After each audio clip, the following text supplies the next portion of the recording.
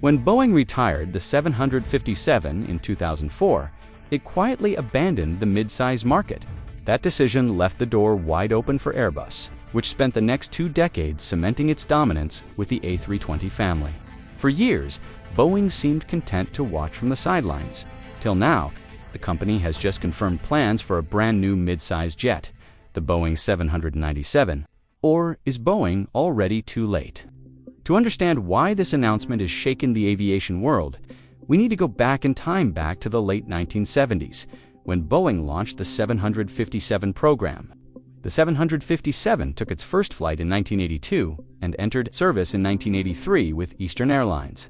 Almost instantly, it became a favorite among airlines.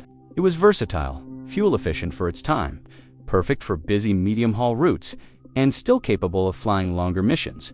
Better yet, it could land at airports with shorter runways where bigger jets couldn't. In short, it was a workhorse that gave airlines new flexibility and new routes. The most popular version, the 757-200, sold 913 units out of 1,049 total deliveries, making it the backbone of the program. Boeing also introduced a freighter model, the 757-200PF, which earned 80 orders, and even stretched the fuselage with the 757-300, which could carry up to 295 passengers. There was even a rare 757 Combi built for Nepal Airlines, but after 2 decades of success, production ended in 2004. What shocked many was that Boeing chose not to replace it. The company doubled down on the 737 family and invested heavily in the long-haul 787 Dreamliner. Meanwhile, airlines shifted toward smaller, more efficient jets like the 737 Next Gen and Airbus's A320 family. With that, Boeing effectively vacated the mid-size space. Airbus, on the other hand, seized the opportunity. In 2010, it launched the A320neo, which could fly up to 3,400 nautical miles, carry nearly 200 passengers, and burn about 20% less fuel than the original A320. It was a game-changer. Boeing's 737 MAX had slightly more range on paper, but the A320neo was quieter, more efficient, and more appealing to airlines. Airbus wasn't finished. In 2017, it unveiled the A321neo, stretching capacity to as many as 244 passengers and extending its range to around 4,000 nautical miles. By this point, Boeing had been completely outpaced. Boeing hoped the 737 MAX could stand its ground. But that plan collapsed under the weight of safety concerns and 2 tragic crashes in 2018 and 2019. The 737 was built on a 1960s design that Boeing had stretched to its limits. No matter how much it was updated, it simply couldn't compete with Airbus's newer, more flexible jets. Which brings us to today.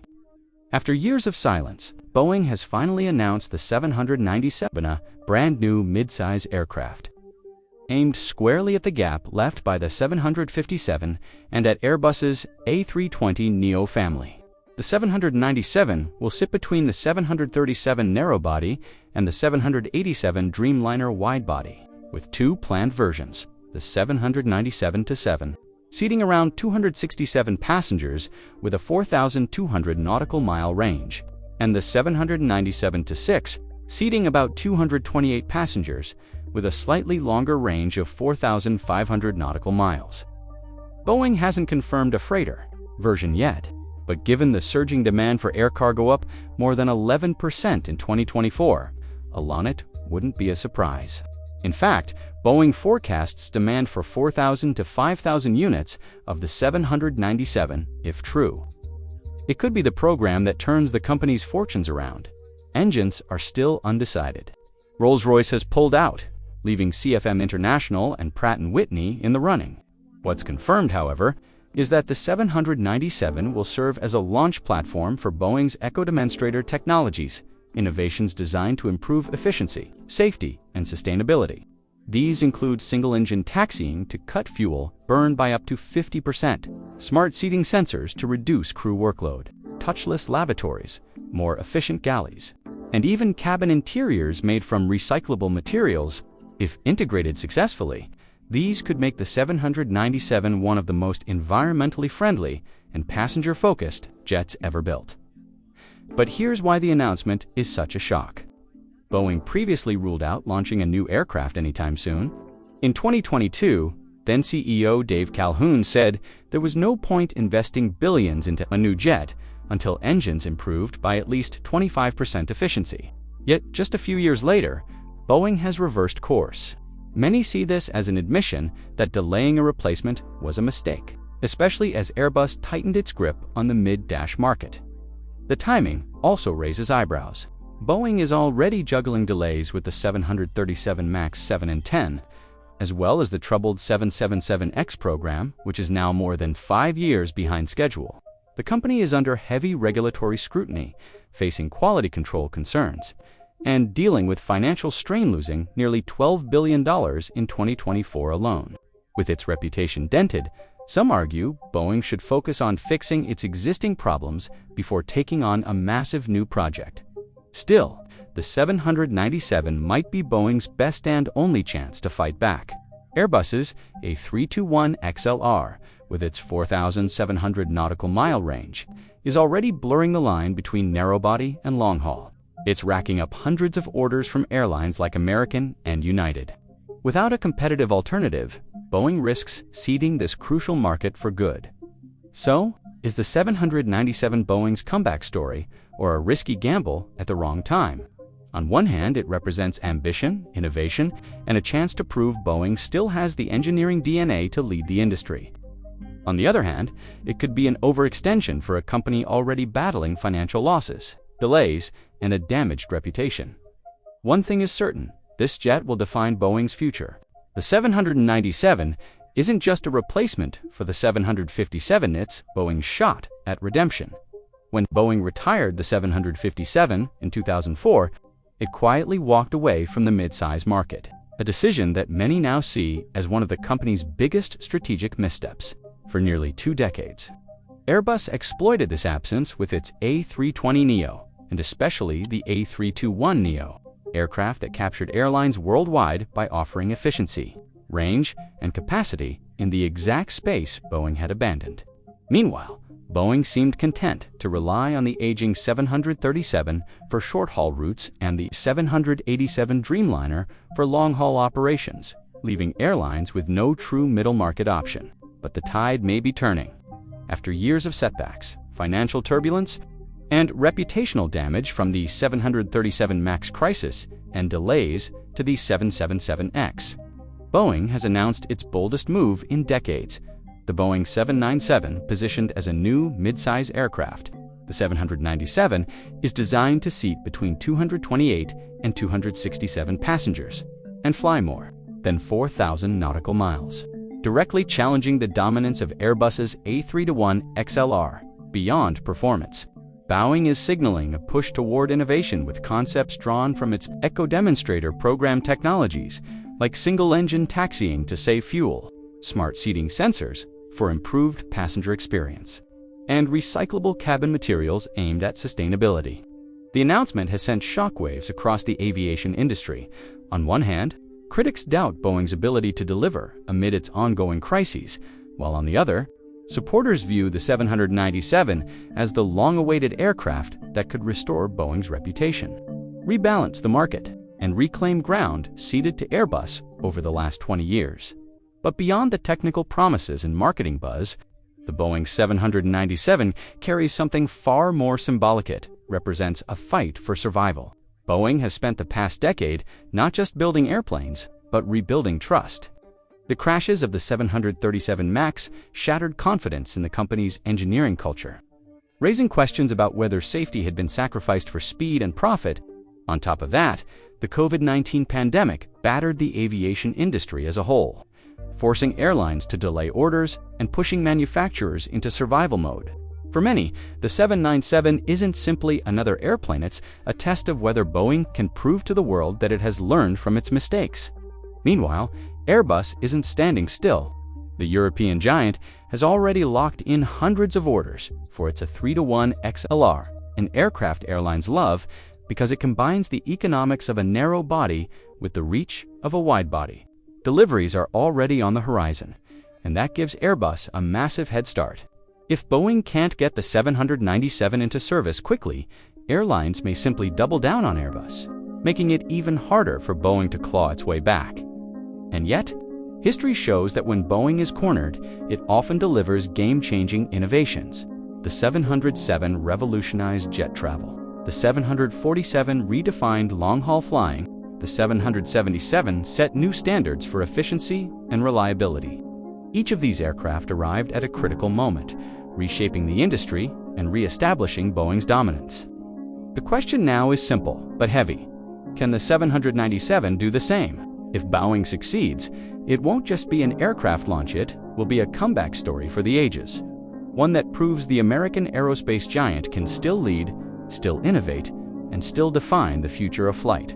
But if it fails, the consequences could be catastrophic: loss of market share, erosion of trust, and perhaps the final confirmation that the balance of power in aviation has permanently shifted from Seattle to Toulouse. Maginnis. For decades, Boeing was the undisputed king of the skies.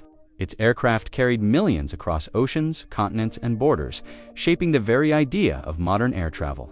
But in 2004, something happened that almost no one outside the aviation industry paid attention.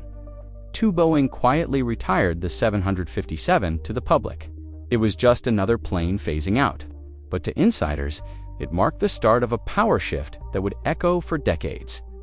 The 757 wasn't just a jet.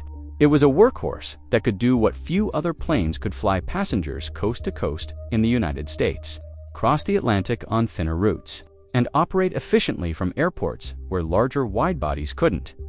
When it was retired, Boeing left a massive gap in the middle of the market, and Airbus, they saw the opportunity immediately. Step by step, Airbus began to dominate.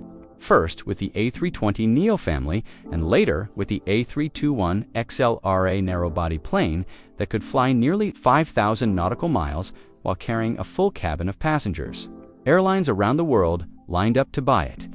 From low-cost carriers to full-service giants, everyone wanted the flexibility, the efficiency, and the economics Airbus was offering.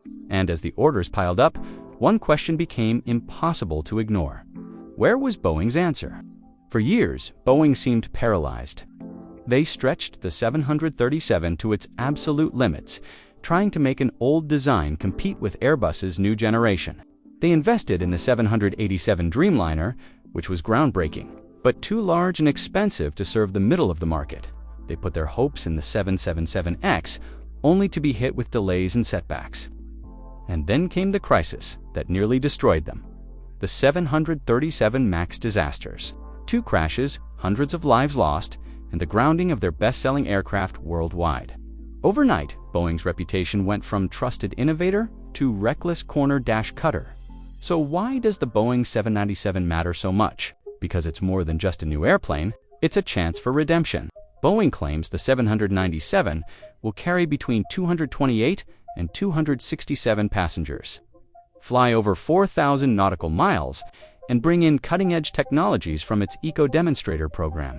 Imagine single-engine taxiing that saves fuel on every trip, cabins made with recyclable materials, smart seating sensors that optimize efficiency, and aerodynamic innovations designed to slash emissions. On paper, it looks like Boeing isn't just trying to compete with Airbus, they're trying to leapfrog them. But there's a catch. Airbus already has a massive lead. The A321XLR isn't a concept. It's a reality, with airlines already lining up deliveries. Every year Boeing delays, Airbus tightens its grip on the market. And the airline industry doesn't wait. Carriers sign long-term deals, sometimes locking themselves into decades of fleet strategy. If Boeing can't move fast, they risk permanently losing the middle of the market. The stakes are enormous. For Boeing, the 797 isn't just about filling a gap, it's about survival. Success could restore Boeing's reputation, bring back airline confidence, and put the company on equal footing with Airbus once again. Failure could mean billions lost, airlines fleeing to Airbus, and a permanent shift in aviation's balance of power. This is why the 797 has the aviation world holding its breath. Will it be the plane that saves Boeing, the jet that proves they can still innovate and dominate? Or will it be remembered as too little, too late, a desperate gamble from a company struggling to regain its wings? That calls for us to travel back in time to the late 1972. When the American aircraft maker announced the Boeing 757 program, the aircraft would go on to make its maiden flight in early 1982 before entering revenue-generating service with Eastern Airlines in January 1983. It was not long before the 757 quickly earned a reputation as one of the true workhorses in the commercial aviation industry, both as a passenger aircraft and a freighter. Airlines loved it due to its unmatched versatility, from impressive fuel and cost efficiency for that time to being a perfect fit for deployment, to busy medium-haul routes while also being able to fly longer flights. Add to that the fact that the 757 could still land and take off from shorter runways that larger jets couldn't handle. This only meant one thing: airlines that took ownership of the jet were better positioned to open up routes in airports that would otherwise be out of reach with larger airliners. The most widely produced version of the Boeing 757 was the passenger-focused 757-200. Out of the 149,757 units delivered, this model alone accounted for 913, this being a clear reflection of its popularity with airlines. Aside from the 757-200, Boeing also went ahead and introduced a freighter variant, the 757-200PF. This variant secured a total of 80 orders. It also produced the stretch 757-300, which added more than 7 meters to the fuselage, subsequently increasing capacity from 239 to as many as 295 passengers. A unique Mixodus model, the 757-200M Combi, was also built for Nepal. Airlines' production of the 757 officially concluded in 2004. After pulling the plug on the 757, Boeing never devised measures to replace the aircraft with a new market option. Many aviation enthusiasts were shocked that the American plane maker would vote against filling the gap left by an aircraft that was largely a market success. However, it would later be revealed that at that time, the demand to justify a modern replacement to the 757 just was not there. Airlines were moving towards smaller and more efficient jets like the 737 NextG and the Airbus A320 family aircraft. These jets were known for their ability to handle many of the same routes handled by the 757 at a lower cost. As such, Boeing doubled down on the 737 family and also poured resources into the 787 Dreamliner program. With that, Boeing had officially checked out of this niche. And what would happen next would revolutionize medium-haul travel significantly. In December 2010, Airbus announced the Airbus A320, a short to medium-haul aircraft that was set to redefine the industry in unprecedented ways. This jet could fly up to 400 nautical miles, thus allowing carriers to deploy it to more faraway destinations. In addition to that, it could carry as many as 194 passengers, guaranteeing higher revenue margins for those that purchased it, and still burned about 20% less fuel than its predecessor. On paper, the Boeing 737 MAX 8 could squeeze out a little more range, around 550 nautical miles. However, the A320 had the real edge where it mattered: efficiency, quieter engines, and the sharklet winglets that shaved costs even further. For airlines, it was the smarter and more cost-efficient choice of the two. By then, Boeing had already started playing catch-up. Little did it know that this was just the beginning of a long period of watching from the sidelines, as Airbus pulled more significant moves within this niche. In May 2017, Airbus once again shocked everyone after announcing the Airbus A320 on Nino. This aircraft took everything the A320 did well and pushed it a step further. Instead of topping out at around 194 seats, like the A320, the A320 Neo pushed this limit to over 220 passengers. In fact, in some layouts, the A320 on Neo could accommodate as many as 244 passengers. Airbus went further to add more fuel tanks, enabling it to hold more fuel, roughly 30 to 940 L, compared to the A320, NOS's 26730.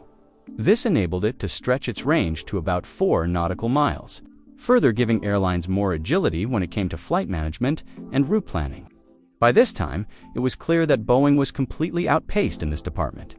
Even more worry, no reactive action was being taken. Boeing was literally giving Airbus free rein, allowing it to cement its dominance with no competition in sight.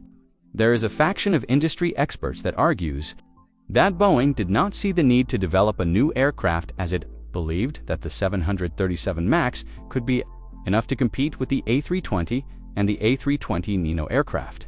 However, all indicators have shown that this American jet simply cannot stand up to these industry beasts. Aside from being disadvantaged in terms of specifications, the 737 MAX program has been overshadowed by a string of serious quality control issues, perhaps the most unpopular and devastating ones being the tragic crashes of Lion Air Flight 610 in 2018 and Ethiopian Airlines Flight 342 in 2019 that claimed the lives of 346 people. Investigations revealed flaws in the maneuvering characteristics augmentation system, thus exposing technical shortcomings as well as deeper concerns about Boeing's safety. Culture, even more concerning, is the fact that the 737 MAX is built on a design that dates back to the 1960s. Throughout the decades, Boeing has stretched, re-engineered, and reworked this airframe. However, there's only so much that can be done with such an old foundation. It goes without saying, this limitation makes one thing increasingly clear. No matter how many updates the 737 gets, it cannot truly compete with Airbus's newer and more versatile A320neo and A320neo families in the medium-haul market. So after years of remaining silent and allowing Airbus to dominate the medium-haul market, Boeing has finally made the long-eyed move. Surprisingly, it has made this move at the most